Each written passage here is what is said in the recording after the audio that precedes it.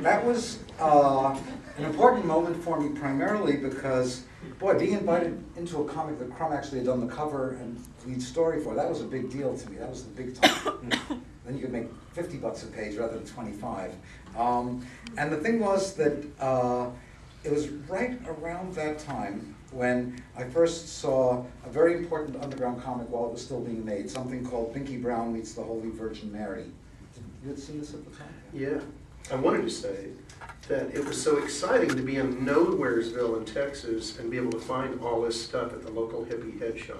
And they had like, you might as well have been in San Francisco anywhere. So we could plug into these things. So Binky Brown was the beginnings of autobiographical comics as far as I can figure it out. It was Justin Green doing himself as a character named Binky Brown, and it was about his obsessive-compulsive sexual disorders growing up Catholic and translated through liturgy. And each of these boxes became little confession booths. I got to see it in his studio while he was working, and it opened up possibilities for me that were very important. Then I moved back to the college that had kicked me out in Binghamton, New York, and was there when I got a card from Justin Green saying he was going to edit this Funny Animals comic. Would I do something? And at that point, editing comics was really easy because you just were asked, how many pages do you want to do? It has to have anthropomorphic characters. And I worked slow, so I said, oh, about 3. And then that was the end of Justin's editing.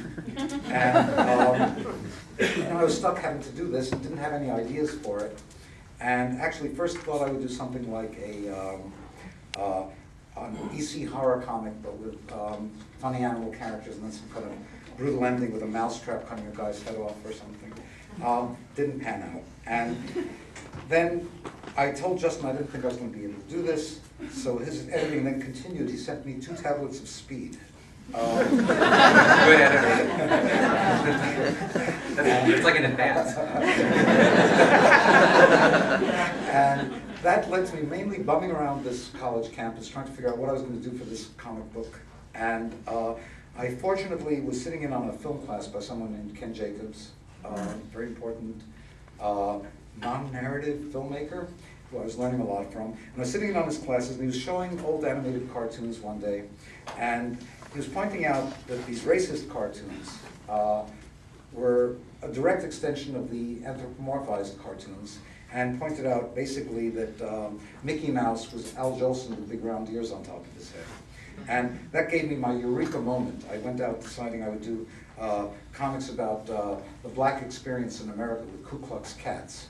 And that lasted about 2 days. And then I realized I knew nothing about the black experience in America. And at that point I slowed down and thought, well, maybe the metaphor could work with Jews. I know about Jews. And that eventually led to the first 3-page mouse, which was in Funny Animals. Right, and this is